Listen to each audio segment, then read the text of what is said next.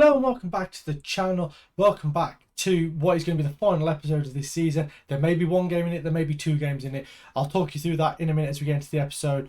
It is the FA Cup final to begin with though against Chelsea, and let's get into this episode. And before we get into it, please leave a like on the video, subscribe to the channel, leave a comment down below. It is FA Cup final time. It is Villa versus Chelsea. Let's get into it. Right, and the reason that I said that I didn't know if this was going to be a one-game episode or a two-game episode, we played Chelsea in the first game of the episode, the FA Cup final.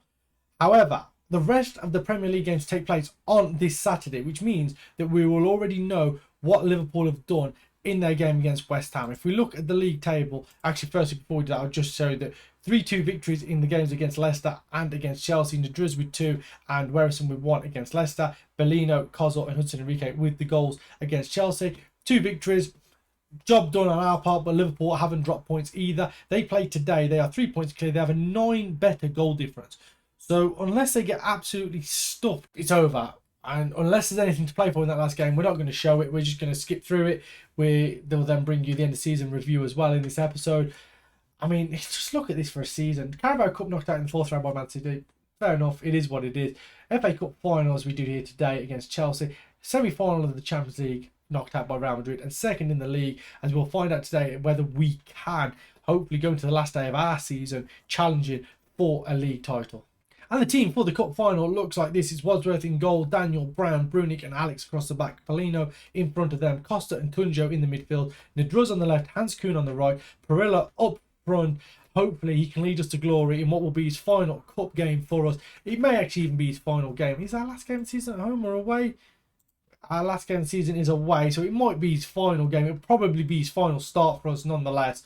Hopefully he can do a job for us. It's Villa versus Chelsea in the final of the FA Cup. We have never won a cup in this save, whether it be a Hinkley, Leicester Road, Stockport County. We've lost 2 League Cup finals and a Europa League Cup final at Villa. Hopefully we can right the wrongs today and Federico Perilla can go out with a bang and give us a trophy in what will probably be his last game for the club. And the teams come out at Wembley, and thankfully we're playing in claret and blue.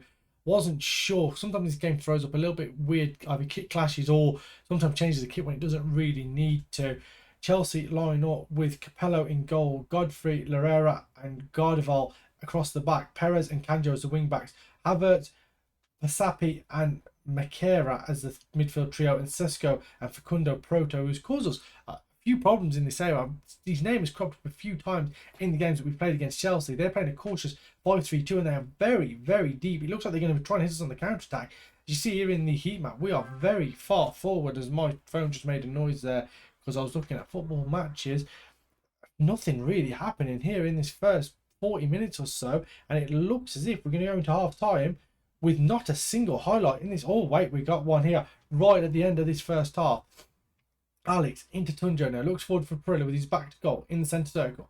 Back to Bellino, Alex down the line to Kuhn, into Tunjo, ball up, Perilla's in there first. Federico Perilla is saved by Capello, and that was a real chance there to make himself a hero. No such luck, and at half time in a very dull game, it is Aston Villa 0, Chelsea 0. We've doubled them on shots, on target, nearly trebled them in XG, but it is 0-0, and that is all that matters here. Daniel now trying to get the ball in. Tunjo goes up for it, headed it away. Proto's going to, no he did, I thought Proto was going to get there first, but Alex just got there ahead of him. Brunic now comes forward. Chelsea are so far deep here. Everyone's behind the ball. Ball into Perilla! Federico! Oh, the flag is up on the near side. So we look at this again. Costa into Nadroz. Yeah, Perilla was a good yard or two offside there. Really good finish though. I thought for a moment there we had taken the lead in this cup final, but not to be. This is a really, really poor game here. Not a lot has happened. We have been the better team in terms of shots, in terms of stats, but doesn't matter because if Chelsea hits on the break and get that goal, it matters for nothing, as Capello has a goal kick now and he all look forward for it. Header is won and Perilla will pick it up. Goes infield to Bellino. Looks like switch back to the left side and Costa. He gets the ball towards the byline. Daniel crossing. Hans Kuhn gets up, and Hans Kuhn could have made himself an instant hero with the Villa fans. He heads in at the far post. Given the start today, probably to the surprise of a lot of fans, Nikita Raj and Thomas Kozol will both drop for this game. But he has repaid the faith with a goal. Costa pulled it back to Daniel, chipped in, and Kuhn, coming from the far post, heads in. Who was that challenging? It was Tunjo was there as well. But Hans Kuhn makes it 1-0 with 15 minutes to play. And it's time to start wasting a bit of time now as Perilla puts the ball in. Headed away. Bruni can pick it back up.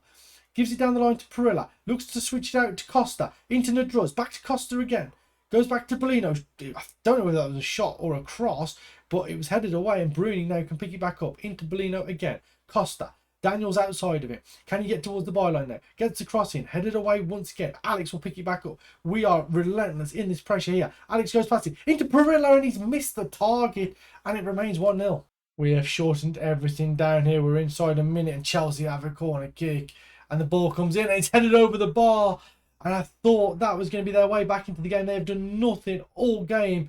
And we have dominated. And the time has elapsed. And for the first time, we get a cup victory. FA Cup winners in 2035. Aston Villa do it.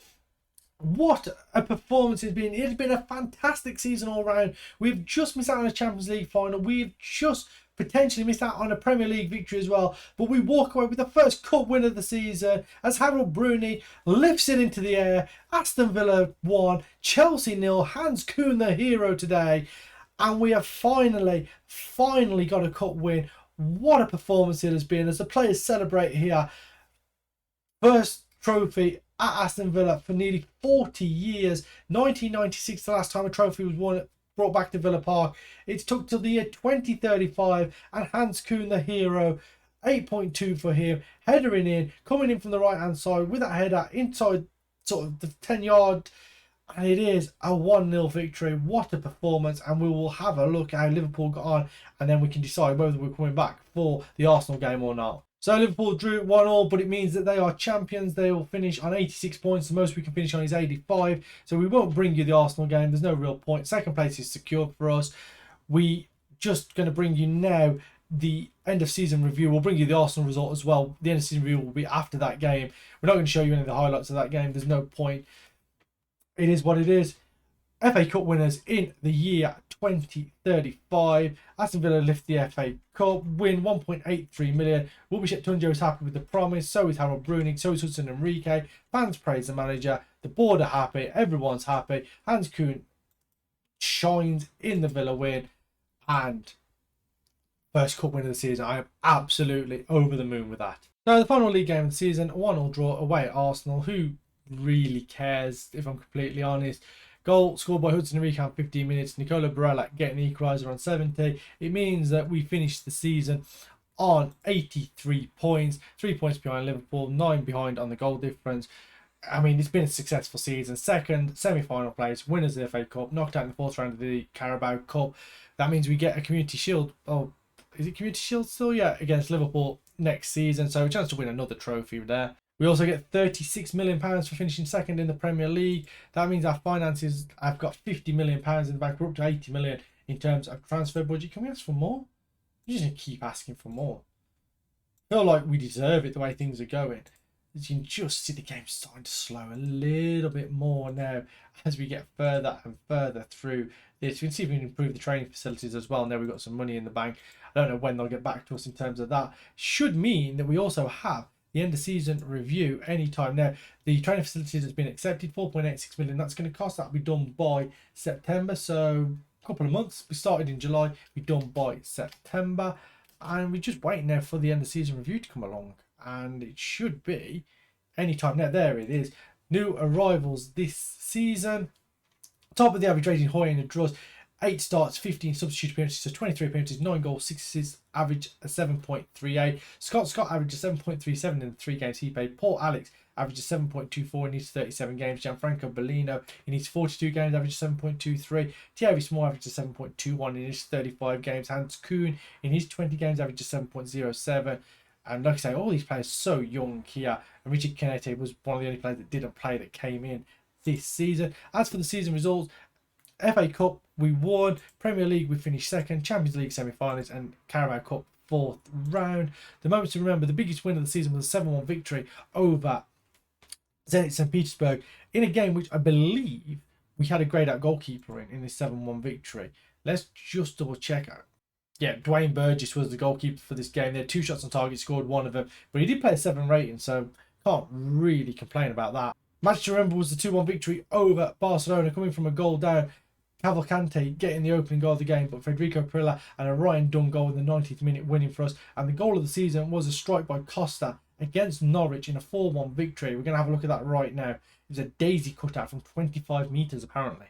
So this is goal, Bellino into Costa, and oh yeah, bottom corner from about 25 yards to seal the game 4-1. I'm sure that game was on camera as well. Yeah, it was a game that Bateman equalised in, and then Nedruz with 2 goals and Costa sealing it there in the 77th minute. That was goal of the season. I thought that we had better than that this season, if I'm completely honest. But that is the goal of the season. In terms of the finances, sponsorship was up from 40 million to 52.89. Broadcast revenue was down from 103 to 99.4. Corporate and hospitality was up from 3.21 to 3.88. Competition prize money was up from 51.72 to 95.78. That's the difference Champions League makes. And the matchday commercial and retail was up from 2.45 to 2.49. We are still a worldwide reputation club, 4.5 stars, 9.67 in merchandise sales, 605,000 shirts sold. Federico Perilla was top of that, but he will be gone at the end of this season. And the best 11, Wadsworth in goal, Small, Suarez, Brown and Alex, Tulio in front of them, Bellino and Hudson Enrique, Kozul on the left, Rog on the right, and Federico Perilla up front. Now, in terms of the accolade, fans player of the season was Hudson Enrique, young player of the season was Paul Alex, signing of the season was Paul Alex, goal of the season, as we just saw, was Fabio Costa, top goal scorer with 38 was Federico Perilla, most assists was Thomas Kozul with 18, most player of the match award was Federico Perilla with 27, highest average rating was Thomas Kozul with 7.4, and most passes completed per 90 minutes was Kian Thomas with 87, most goals by a player in a league match was Hudson Enrique with 3, and most assists by a player in the season was Thomas Kozul 18. They were record breakers as well. It's history in the making. 5-4 victory against West Ham there was a massive game, and what a performance it was. Really, really bizarre ending to the game as well. 4 goals in the final 5 minutes plus stoppage time. FA Cup winners, and it was a fantastic season for us. We're just going to go through everything else.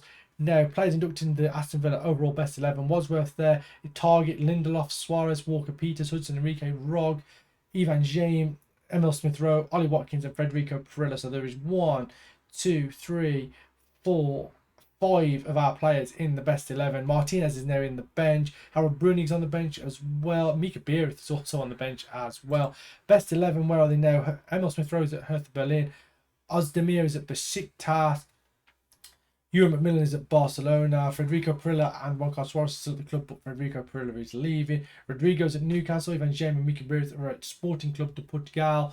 And then the season review, as we've just seen, second place, 83 points. And the side of 2027, where are they now? I'm guessing all these players down here have retired. Sander Berg, Ollie Watkins, Nelson Semedo, John McGinn, Kyle Walker-Peters. And if we just look at the club vision and expectation meetings, again, to qualify for the Europa Conference League, so not a massive expectation on us for this season. We'll accept that. End of season team meeting as well. We'll discuss the plans. Same level of ambition. They're all happy with that. And aiming to reach the Champions... latter stage of the Champions League. All sound pretty good with it. And we'll send them off for their summer holidays. Very, very happy. New season team report is just there. We'll go through that in the next episode. Training camp destination, we are going to go to the USA, I think. That's where we want to go. And as for personal awards, Castro was the Premier League top division goal scorer. Federico Perilla was second. He got 22, just 3 behind Rafael Castro. Alex was the English Players' Young Player of the Year. Wind won the Golden Glove. Wadsworth was just behind him, 15 clean sheets to Kenneth Wynn's 18. Derby was named as the English Premier Division Manager of the Year with 38 matches, 65% win ratio, 976 manager points, and that has pleased Johan Lang. And Aston Villa player is named in the English Premier Division Team of the Year, and that is Hudson Enrique. And apparently we got no one else in there, so that is very disappointing. Second place, and we only get the one player in there. It has been a fantastic season.